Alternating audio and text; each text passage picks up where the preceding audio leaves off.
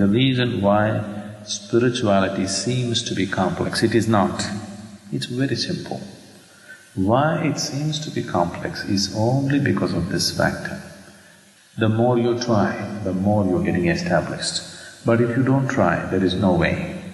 If that comes to you, you will see your meditation will graduate into different dimensions. Lao Tzu's Tao Te Ching emphasizes Wu Wei, non-action, a principle of aligning with the natural flow rather than forcing outcomes. The apparent contradiction in Sadhguru's words reflects the Taoist idea of achieving by letting go. The observer effect in quantum mechanics illustrates how measurement changes the system being observed. Similarly, in spirituality, intense self-focus distorts the experience of transcendence. Shoonya means Veruமை, emptiness. One thing that you don't want in your life is, you don't want emptiness. Why all the trouble that you're taking on in your life in terms of education, family, profession, money, problems, everything is, somehow you want to ensure that your life is not empty. That's all you're trying to do.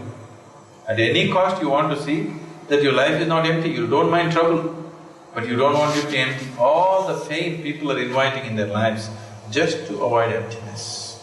Because emptiness is the ultimate poison, ultimate poison it is. You don't want your life to be empty. But consciously if you become empty, that is the nectar of life. While humans avoid emptiness due to fear of meaninglessness, consciously embracing it leads to profound fulfillment. Research on mindfulness meditation shows that consciously emptying the mind leads to increased activity in the default mode network, DMN, associated with introspection and self-awareness. The concept of emptiness resonates with the fertile void in creation myths, such as the Hindu pralaya, cosmic dissolution, or the Greek chaos from which creation emerged. This archetype suggests that nothingness is a precursor to everythingness. Buddhist teachings emphasize shunyata, emptiness, as a core concept, representing the absence of inherent existence. The Heart Sutra famously declares, "Form is emptiness and emptiness is form." Shoonya means leaving yourself out. If you master the art of leaving yourself out of your own life, 15 minutes Shoonya itself can lead to enlightenment.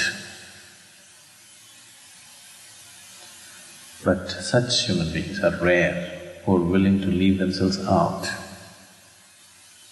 Such things come only when one has a deep sense of surrender in them, without assisting them towards surrender. It's not impossible, but rare. It's very much a possibility for anybody. But when people are using meditation as a trick to live better, the question of leaving yourself out doesn't arise, isn't it? It's about you. The very reason why you're meditating is your well-being. That itself is defeating. But if I tell people, just meditate, it did not bring any well-being, most people will never meditate. So we are talking about well-being, the benefits that one will derive, which is very self-defeating. See, the reason why spirituality seems to be complex, it is not. It's very simple. Why it seems to be complex is only because of this factor, because it's a process of self-annihilation. Only somebody who is willing to dissolve himself. How can anybody dissolve himself? If I say, I'm going to dissolve myself, you get more established than anybody else. This reflects the principle of right effort in the Eightfold Path, where effort is skillful and devoid of clinging to results. In quantum physics, the duality of effort and detachment can be compared to the particle-wave duality, where observing one aspect obscures the other. Meditation may similarly require a balance between focused effort and effortless being. The poet Rumi wrote, "Try not to resist the changes that come your way. Instead, let life live through you." His poetry encapsulates the surrender of control as a path to spiritual awakening. You understand what I'm saying? The more you try, the more you're getting established. But if you don't try, there is no way. Just getting that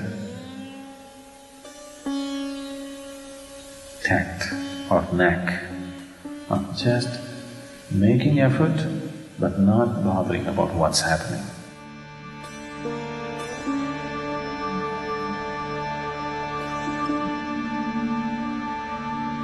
That's where the whole crux of meditation is. If you just understand whatever happens, it's just fine with you, then slowly you are staying out of it.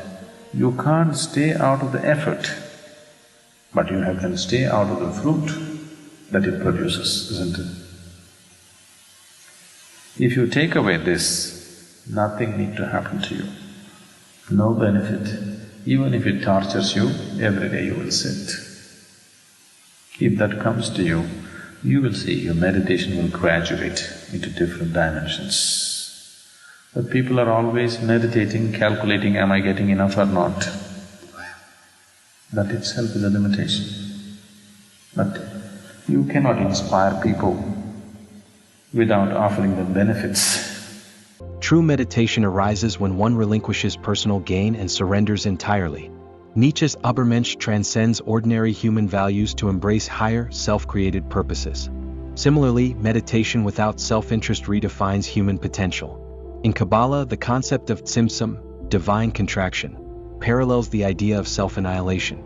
Just as God empties space for creation, individuals must empty themselves for spiritual growth. Nobody would meditate if you tell them you won't get anything, just meditate. So that's where meditations have become limited.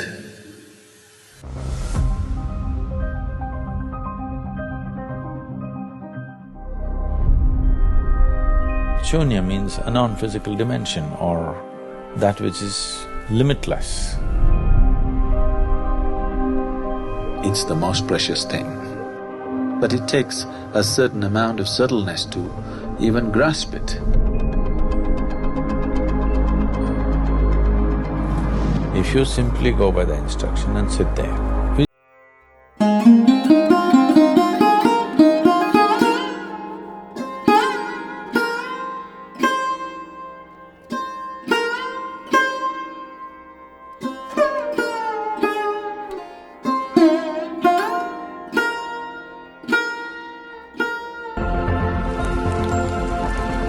in your normal perception, it is absolute poison. But you drink it and see, this is the ultimate nectar. Shoonya is the limitless, non-physical dimension that holds everything. While it seems like poison to the untrained mind, it transforms into nectar for the spiritual seeker. If you become empty, it contains everything.